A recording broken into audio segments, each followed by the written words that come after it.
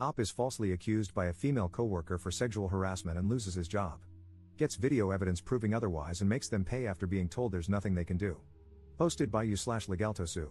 I held a management position at a company. I asked a non-management employee of the opposite gender to step into another room to discuss her performance away from other employees.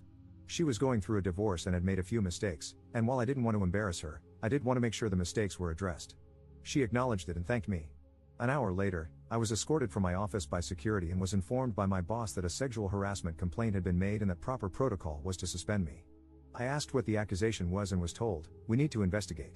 I can't disclose that." He assured me that it shouldn't take long and that if I wasn't guilty of anything, I'd be paid for the time out. I again asked what the accusation was and was told that since there was an ongoing investigation, I was not permitted to know, but if they had questions, I would be contacted. I wasn't happy, but knowing that I hadn't done anything wrong, I left the building. Later that night, I received a notification on my phone that my email password was incorrect. After 2 days, I called my boss asking for an update and was told he was not available but that I would hear something soon. I began calling daily and received the same response. Finally, I received a letter in the mail informing me that I was terminated for exposing myself and requesting sexual favors from an employee. The employee listed was the young lady I had pulled into the side room. I immediately called my boss and was told, he is unavailable and said to say the matter is closed. My buddy, the IT guy, messaged me on Facebook asking what happened, as he'd been told to deactivate my accounts. When I told him the whole story, he replied, "You took her into the X room. Dude, there's a security camera in there. We keep Y in there, so we always have the camera on." Sure enough, he pulled the footage, and there I was, holding a pile of papers, pointing to them, and keeping my pants on the whole time. I left a message for my boss stating that the alleged incident occurred in a room with surveillance and that I would be contacting an attorney and subpoenaing the video record. I received a call back 15 minutes later asking me to please participate in a phone conference with him and HR. The conference went as expected. They didn't realize it had occurred in a room with surveillance. They have a zero-tolerance policy that they have to enforce. You can't be too careful in this day and age, and they regret that this didn't come to light sooner. They've already replaced me, and as it wouldn't be fair to terminate my replacement since she's done nothing wrong, they don't have a job to offer me back. However, as a gesture of goodwill, they're going to pay me through my suspension, change my file so it reads that I voluntarily resigned, and provide me with a good reference. I replied that this wasn't acceptable.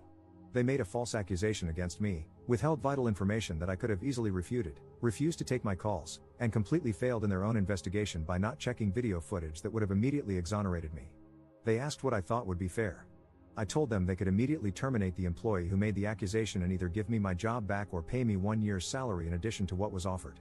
My boss said that he could not discuss another employee with me and that neither of those options was feasible. The only options I had were what he had already offered. I replied that the options I gave were the only way I wouldn't sue the company along with the employee. My boss replied that I signed an agreement when I was first hired stating that I would take all disputes through arbitration and that I waived my right to sue the company. I do not remember signing the agreement, and I have not seen it, but it apparently says that I will take all disputes to arbitration, I will bear the costs of arbitration, and that I will accept the decision in arbitration. He stated that I will not fare any better in arbitration than what he's already offered and that I'll be out the money to cover the arbitration. I feel like I'm being bullied here and don't think he would have scheduled a phone conference with such immediacy if he didn't think the company was vulnerable to a lawsuit. I'm waiting on a call back from a few employment attorneys. Do I have a case? Am I wrong to feel that this is unacceptable? Relevant comments. Commenter. Get a lawyer and have them subpoena that video before it gets lost. Ops response. I have the whole conference on tape. My boss admitted that the tape proves the accusation was unfounded and that, had they seen it earlier, they could have offered me my job back. Commenter 2. Yes, you can sue. You can sue the company or the woman who made the false allegations. Ops response. She's been ranting about fighting her husband for the house during the divorce.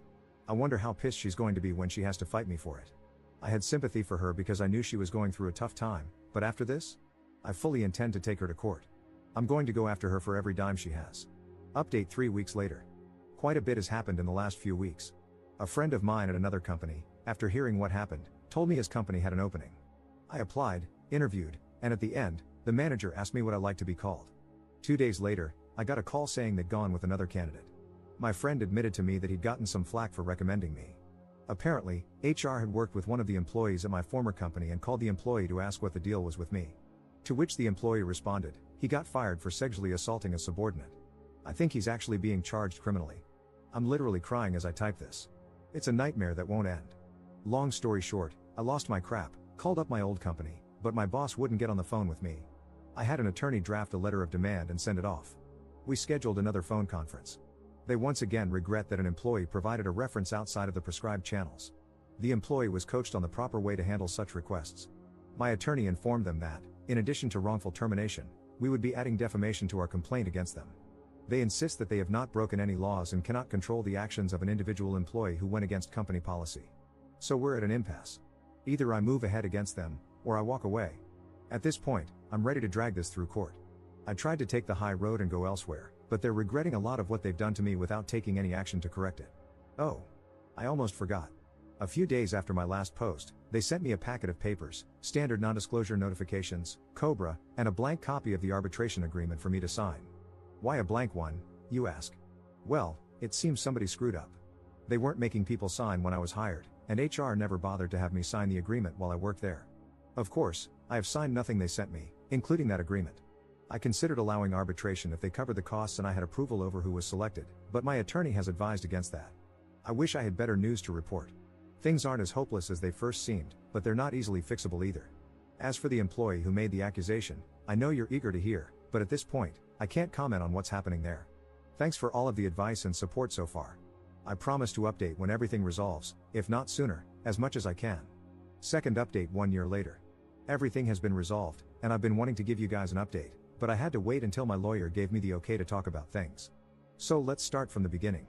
I pulled one of my direct reports, Deborah, into another room to discuss a few mistakes she made but did not discipline her further. After this, she went to Joyce, one of the managers above me but not in my direct line of report, equal to my boss in terms of reporting structure.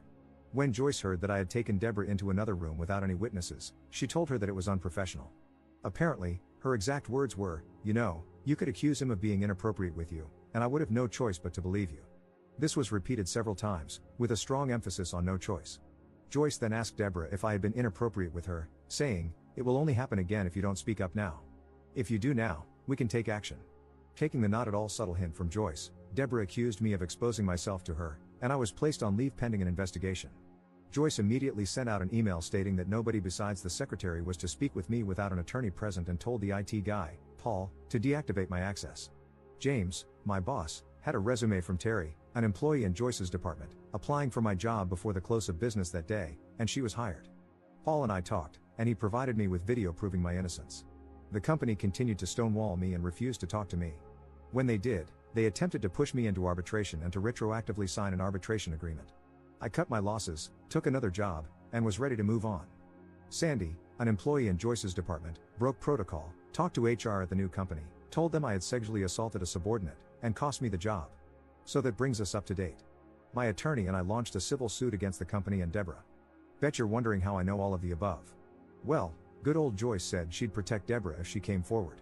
Unfortunately, that only extended to her job. So when she was named individually in this suit, corporate told her they would not be providing her an attorney. After realizing that she'd have to put her house up for collateral, she was all too willing to throw Joyce under the bus.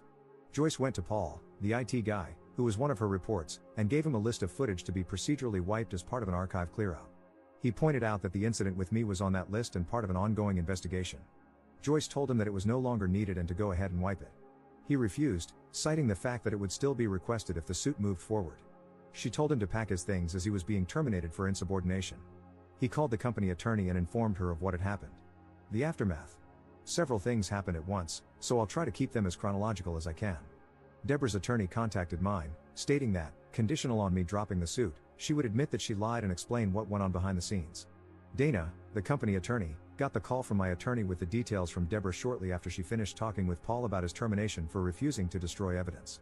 Deborah and Joyce were terminated for cause that day. Paul was told that his job was safe. My attorney received a call, and it was made clear that the company didn't want this to go any further and wanted to talk settlement. I won't go into all of the details, but what I can say, I was offered my job back with a very fair increase, I received back pay from the date of suspension, and a public apology was offered from the very top. Terry is now working in Joyce's old position. She's incredibly cool about things, and felt horrified when she found out what happened. James and I are good now, and he has personally apologized for not sticking up for me. This will likely be my final update. There is still some legal battle ongoing, but I can't go into that too much. Thank you for all your support and encouragement. You guys rock. Relevant comments. Commenter. So, the big question I have, what exactly is Joyce's beef with you that she took the first opportunity to take you out? Why did she go through all the easily verifiable channels to try and wreck your career? I mean, she tried to enlist not one, But two separate patsies in this. One of them knew about the whole situation and knew enough to immediately get legal involved, and another who would have to risk everything to try and prove a blatant lie. That just seems like poor planning for petty revenge to me. Why did she have a grudge? Ops response. My guess? Power. She's an ambitious person trying to get ahead in life. Terry and I were on equal levels management-wise. The only difference is that I have more direct reports, whereas she was basically an assistant manager to Joyce, handling the department by herself when Joyce was out.